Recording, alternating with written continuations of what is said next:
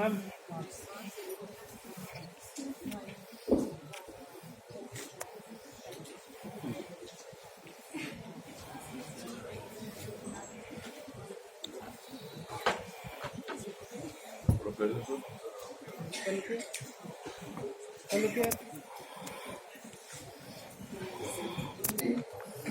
putting up such a wonderful show. And like all the panelists said before, it's great to be back here. It's great to meet friends, and we generally meet in such forums to catch up with times and to meet in person.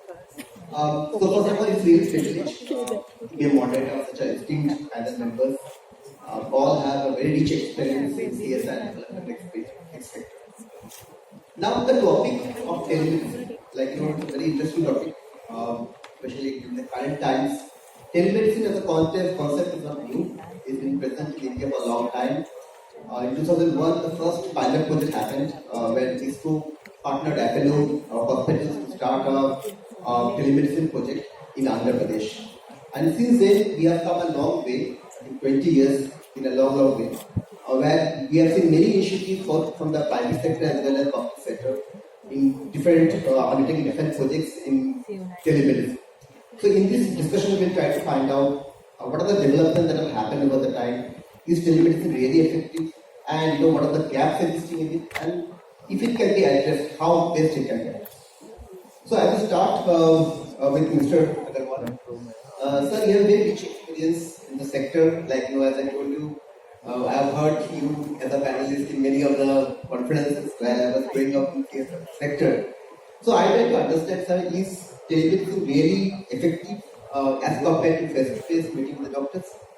Sorry, come again. Is telemedicine really effective, as compared to face-to-face interaction with the doctor? Telemedicine could be very effective, and in fact, if we look at the overall perspective of digital health, this could be still even more effective. And to me, telemedicine, actually, I like to deliberate more on digital health, right from creating awareness to data building to early stage diagnostics, providing the treatment, post-treatment monitoring, using the analytics and artificial intelligence to build on the data that we have gathered and hence enrich the SOP to deliver telemedicine. And we did not have too much of success stories except for some models where Apollo was leading telemedicine, but the footprint was about 500,000 telemedicine consultations. Then we had an Uttarakhand model where the pharmacists are allowed to work in the villages. And my friend Dinesh Agarwal just narrated to me the story. And the pharmacists are able to capture data linked with the district hospitals where the doctors are sitting. And they not only provide for the prescription, and then the pharmacist can deliver the medicines at the village level. All of us during the COVID time have seen the miracles happening. We have seen teleconsultation becoming the norm. Doctors were unwilling to meet. There was nobody to carry the patient to a facility. Patients were so weak they couldn't move anywhere.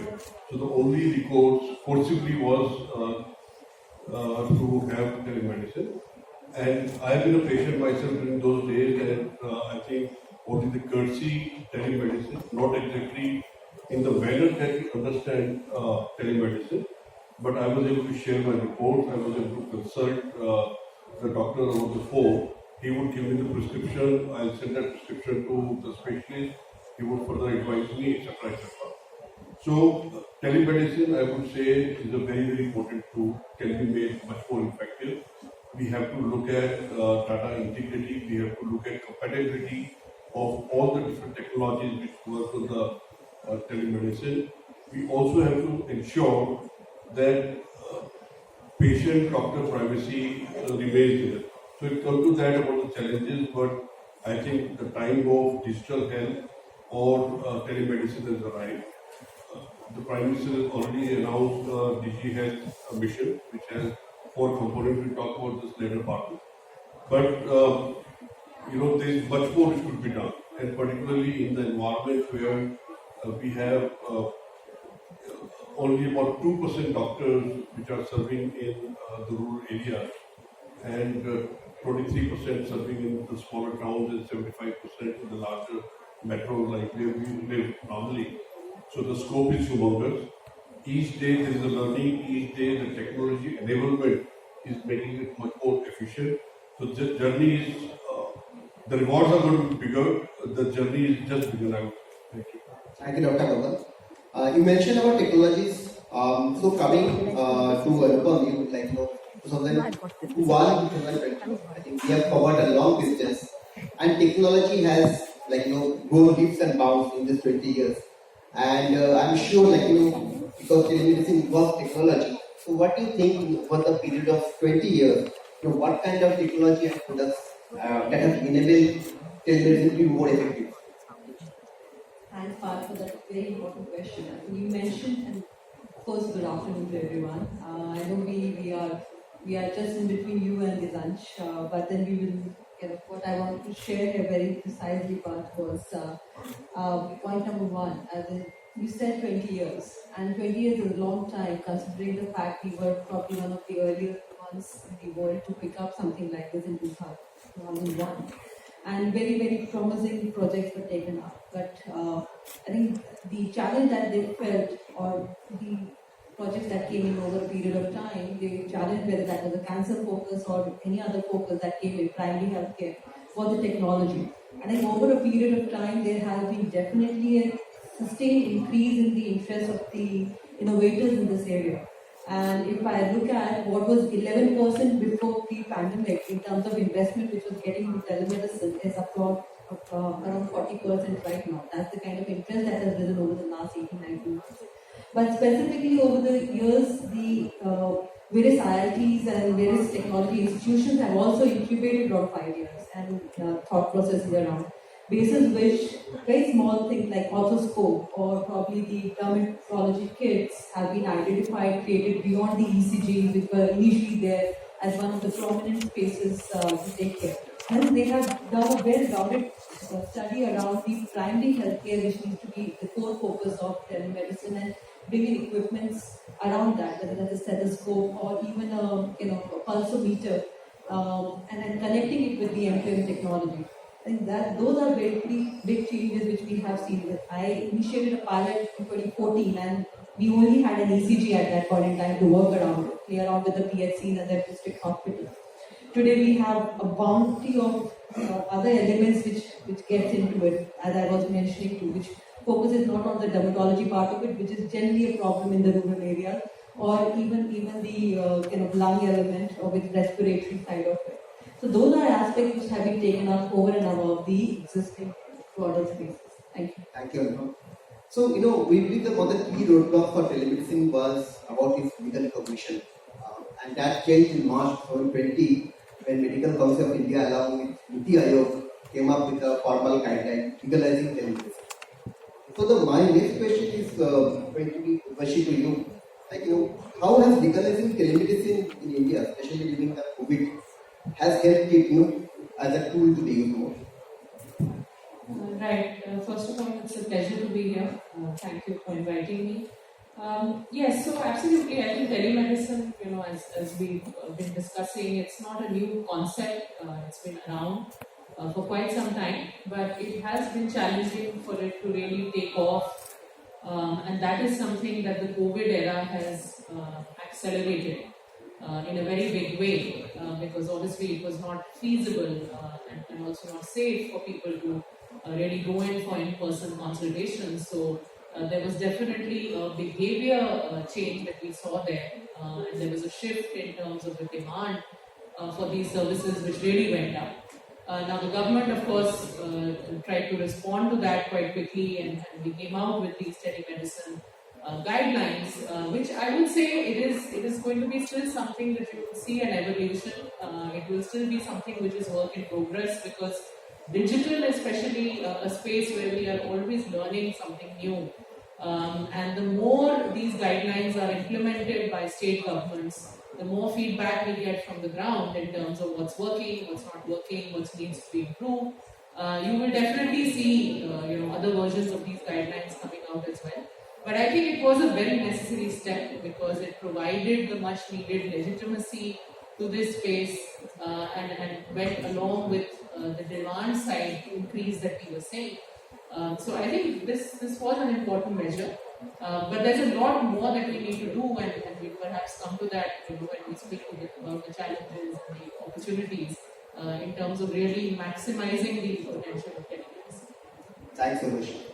Now, as we have large numbers of CSR fanatics in this forum, CSR is always expected to provide out-of-box solutions and modern solutions to society, which can be later on replicated by government and a mass scale. So, coming to it, I will like to ask Kiran, what is your view about telemedicine as a tool of CSR to implement it? Well, good afternoon and pleasure to be part of this conference. I think I was also listening to the previous panel where we were discussing about this divide, and now we are talking about telemedicine, which is a linked topic.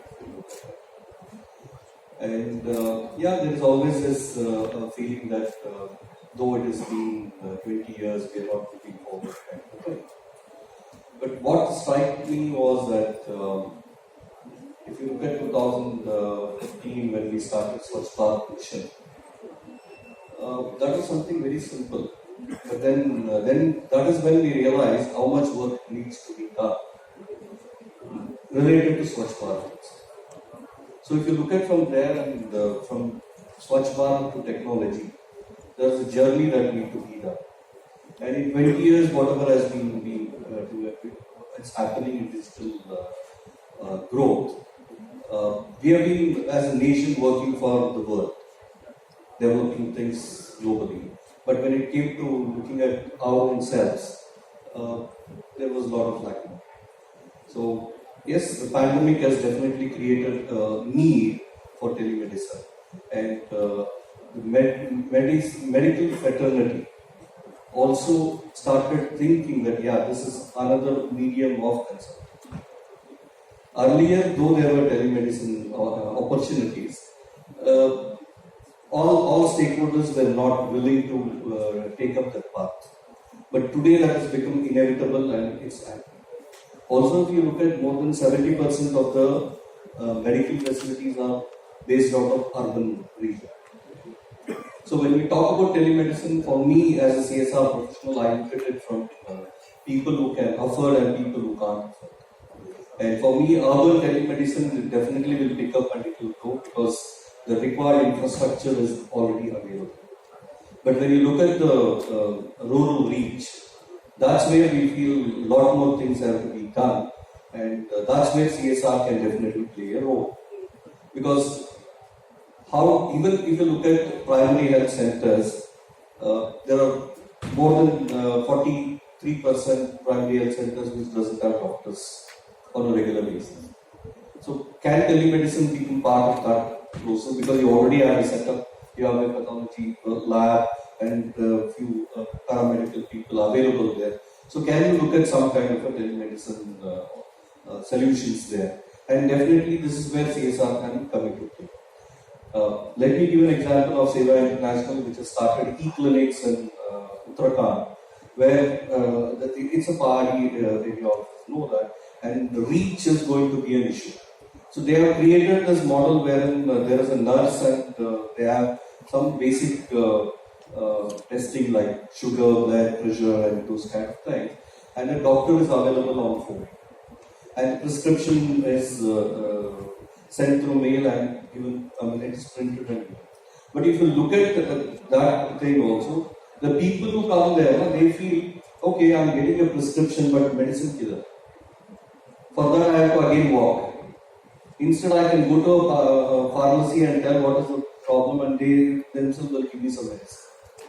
So, there is a lot of journey from where we are to where we need to go.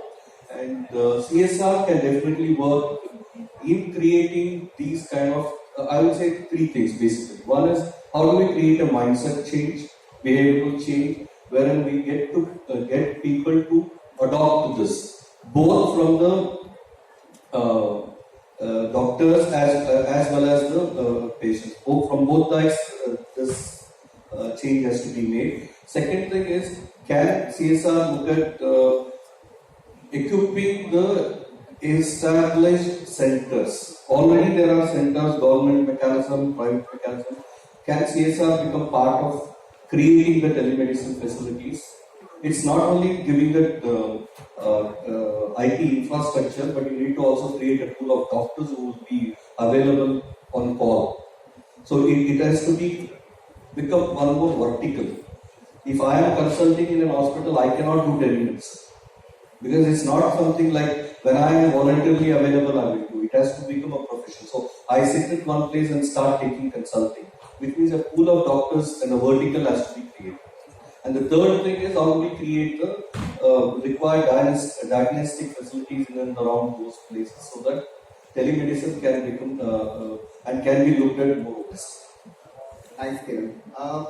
What we can see is that especially during the COVID times, government is much more open to public-private partnership opportunities, and CSR also playing an active role. Like my organization itself is partnering government health department in Madhya Pradesh and also in Karnataka to start up telemedicine center and primary health center.